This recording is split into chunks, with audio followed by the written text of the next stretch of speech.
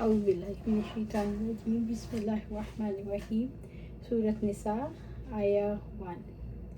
یا ایھا الناس اتقوا ربکم الذی خلقکم من نفس واحدہ، اے لوگو اپنے رب سے ڈرو جس نے تمہیں ایک جان سے پیدا کیا۔ اس آیت میں تقوی کا حکم ہے، خواہ مومن ہو یا کافر۔ اتقوا ربکم، اپنے رب سے ڈرو، یعنی جس چیز کا اس نے حکم دیا ہے اور جس چیز سے روکا ہے اس کی مخالفت سے ڈریں۔ من نفس واحدہ، ایک جان سے۔ ایک جان سے مراد آدم علیہ السلام ہیں۔ اے لوگو اپنے رب سے ڈرو جس نے تمہیں عدم سے وجود عطا کیا اور تمہاری جود و کرم سے پرورش کی، اور یاد کرو اس نے تمہیں ایک جان سے پیدا کیا اور تمہیں تعاون کی مصلحت سے جوڑے بنایا تاکہ ایک دوسرے کے حقوق کی حفاظت کرو۔ وَخَلَقَ مِنْهَا زَوْجَهَا، اور اسی سے اس کی بیوی پیدا کی۔ آدم علیہ السلام کے لیے حوا علیہ السلام کو پیدا کیا گیا اور پھر ان سے نسل انسانی کو چلایا گیا۔ وَخَلَقَ مِنْهَا زَوْجَهَا وَبَثَّ مِنْهُمَا رِجَالًا كَثِيرًا وَنِسَاءً، اور اسی سے اس کی بیوی پیدا کی اور اس نے ان دونوں سے بہت سے مرد اور عورتیں پھیلائیں۔ آدم علیہ السلام کے لیے حوا علیہ السلام کو پیدا کیا گیا اور پھر ان سے نسل انسانی کو چلایا گیا۔ رحمت عالم صلی اللہ علیہ وآلہ وسلم نے فرمایا، عورت پتلی سے پیدا ہوئی اور پسلی کا بالائی حصہ ٹیڑھا ہوتا ہے۔ اگر تم اسے سیدھا کرنا چاہو گے تو اسے توڑ دو گے، اور اگر فائدہ اٹھاؤ گے تو ٹیڑھے پن کی حالت میں ہی اٹھاؤ گے۔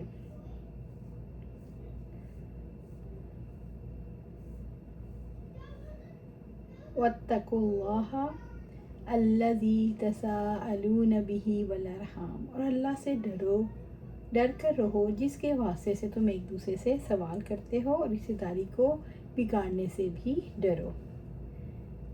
اللہ تعالیٰ سے ڈرتے رہو جس کی قسمیں کھا کر عہد و پیمان کرتے ہو اور کسی صورت میں عہد نہ توڑو۔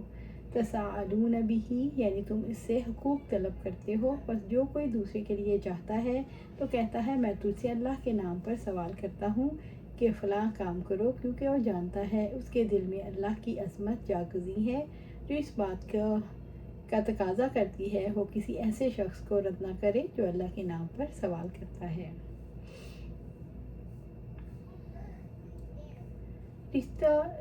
رشتہ اور قرابت کے تعلقات کیسے بگڑتے ہیں؟ خود غرضی سے تعلق بگڑتا ہے۔ انسان اپنا مفاد چاہے اور دوسروں کی پرواہ نہ کرے۔ توقعات رکھنے سے کوئی ہمارا کھانا کرے، کوئی فون کرے، کوئی گھر بلائے، کوئی تحفہ دے، کوئی خوشی اور غم کا خیال رکھے، خود اپنی ذمہ داریاں محسوس نہ کرنے سے، لاپرواہی کا مظاہرہ کرنے سے۔ ان اللہ کان علیکم رقیبا، بلا شبہ اللہ تعالیٰ تم پر ہمیشہ سے پورا نگہبان ہے۔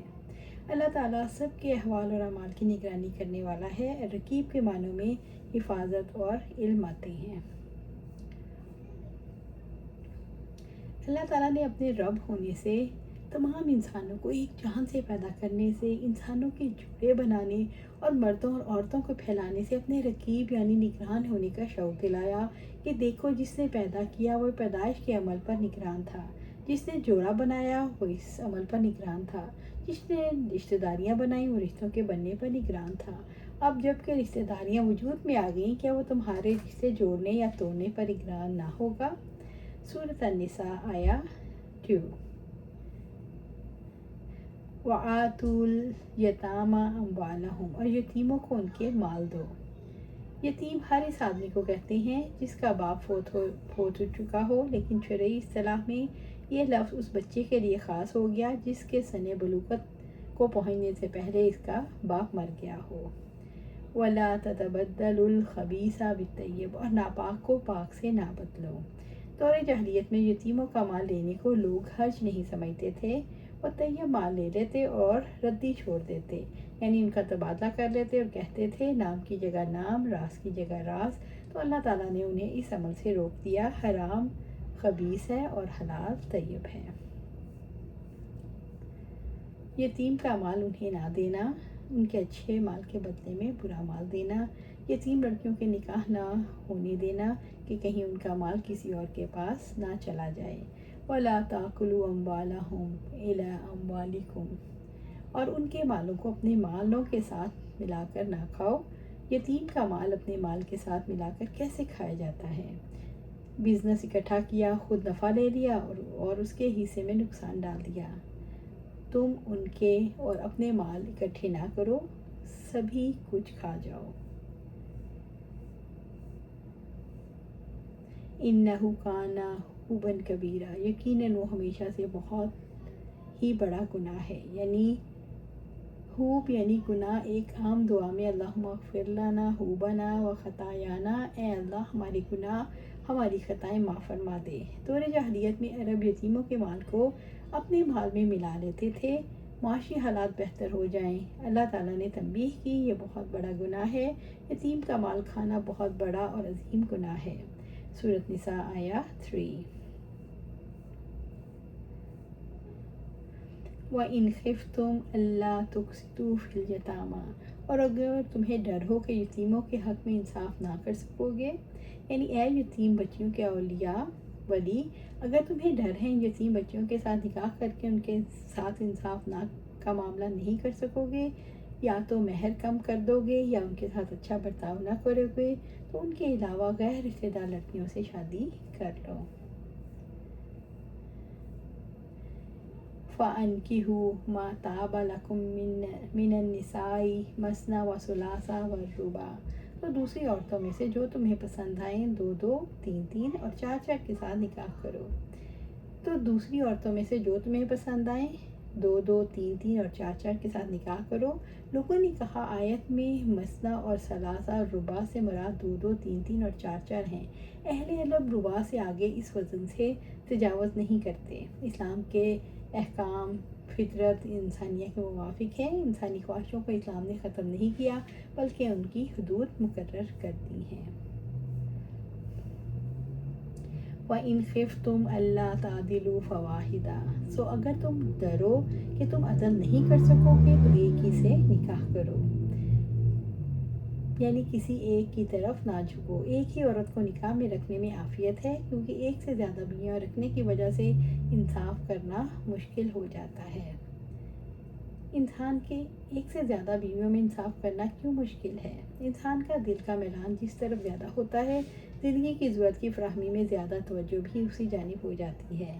اس طرح انسان بیویوں کے درمیان انصاف کرنے میں ناکام ہو کر اللہ کے ہاں مجرم قرار پاتا ہے۔